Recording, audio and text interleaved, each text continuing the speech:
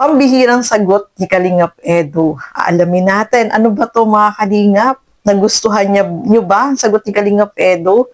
Pag-uusapan po natin sa video na ito. Pero bago natin simulan yan, huwag niyo pong kakalimutang mag-subscribe. Val Santos Matubang, Kalingap Rob, Ate Edna Vlogs, at supportahan din po natin Konyo Bicolano. Sa kanya nagmula yung maiksing clip na ating kinuha, no, mga Kalingap. At siyempre, ang inyong lingkod, Gandang Emmy, sa mga hindi pa po nakapag-subscribe dyan, please subscribe and please hit the notification bell para lagi po kayong updated sa aking mga ina-upload na mga reaction video.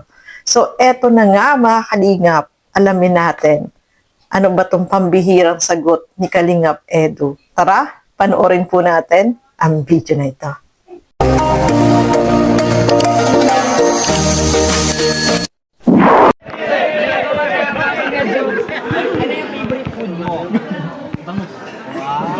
Bangus, ikaw, Joms. Lahat. Sino pa yung pinakamaganda? Ito, sino ang susunod na ikakasal sa kanila?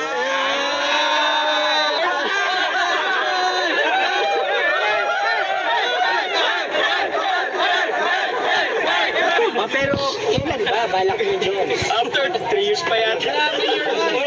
Habang sinasagot niya yung ganot niya, butil-butil. Gano'n kaya ako. Ginaganot ka na. Oo nga, medyo maansod na eh. Ikaw bro, kailan ka na ikakasal? Ready na yung isa? Ah? Mag-ready na. Mag-ready na. Mag-ready na. May bahay na kayo. Diba? Okay. Basta ninong kami dyan ha. Hindi joke lang na, hindi ka maansod, maamot ka.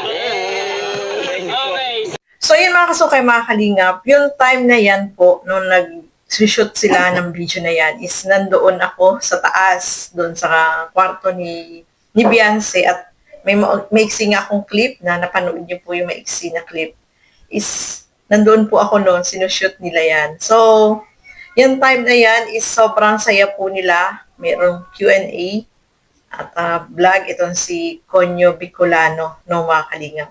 So, isa din siya sa mga nandoon at nakasaksi dito sa ribbon cutting sa pabahay kay Beyonce, mga Kalingap. Siyempre, nag-house tour din po siya dyan. Kaya, sobrang masaya po siya kasi first time niyang nakasama, siyempre, ang mga Kalingap boys, si Kalingap Rob. At saka first time din niya na umattend ng ribbon cutting sa Kalingap. So, ayan nga, yung sa kanyang tanong dito kay Kalingap Edu, sino ba yung unang magpapakasal? Di ba, sagot niya ni Kalingap Edu is kapag handa na yung isa.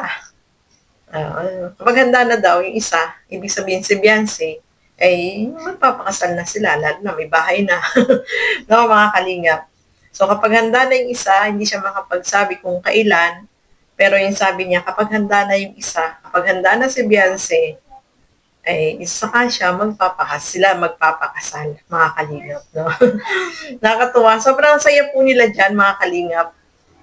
Di ba, yung sagot naman ni Papa Joms is, maybe after 3 years, sabi niya, di ba? At yun nga, yung sagot ni Kalingap Edu dyan, pambihira yung sagot niya. Kapag ready na daw yung isa. O, di ba? Siyempre, si Beyonce yung aantayin niya eh. Kaya, kapag ready na si Beyonce, pwede na sila magpakasal, mga Kalingap. O, di ba? So, tama din naman yung sagot niya, no?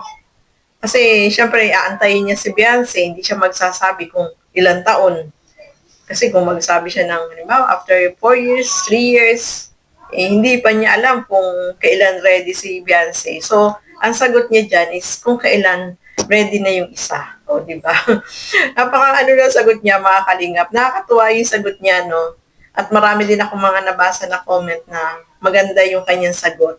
Kasi, yun nga, talagang aantayin niya si Beyonce. Kung kailan ready na si Beyonce, doon pa lang sila magpapakasala. O, di ba? Ay, naku, kasala na agad yung usapan natin, mga Kalingap, no? Pero alam ko lahat naman po kayo, ganun ang gusto mangyari, di ba? Sa kasalan, mapunta yung tambalang Edsy, yung Jomcar, yung Danjoy, di ba, mga Kalingap? So, excited tayong lahat. Sino kaya sa kanila talaga yung maunang magpakasal? Naku, abang-abang yan, no?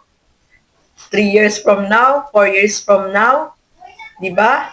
So lahat po tayo ay nag-aasam na sana lahat ng mga love team na yan is talagang sila yung magkatuluyan. Pero kung hindi man sila magkatuluyan, tanggapin lang po natin. No?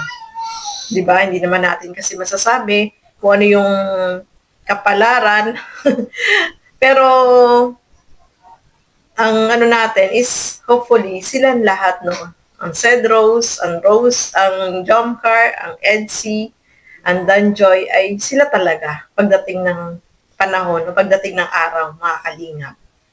So, ayan, nako, sobrang saya po dyan, no? Siyempre, nandyan tayo sa ribbon cutting sa pabahay kila Beyonce.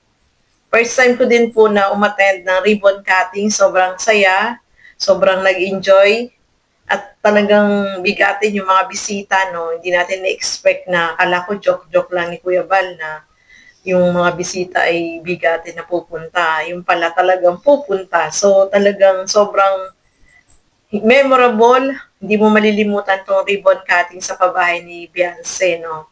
Mga bigatin yung mga bisita, mga kalingap. At yun nga, sobrang masaya po tayo, no? Naging successful itong ribbon cutting dito sa pabahay kila Beyonce. So, ayan, mga kalingap, maraming salamat po sa inyong walang sawang panonood at pagsuporta sa aking mga reaction video. At syempre, supportahan din po natin lahat ng mga Kalingap partners, Kalingap reactors. At yung mga kasama ko po sa Caravan, no, syempre, Teacher N and Kuya Nolly Vlog, no, supportahan po natin.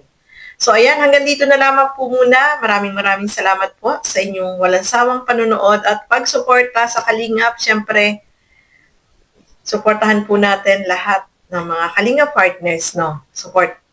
So, ayan, maraming salamat po at hanggang sa muli. Keep safe, everyone. Thank you for watching. Mabuhay po tayo lahat. Bye-bye.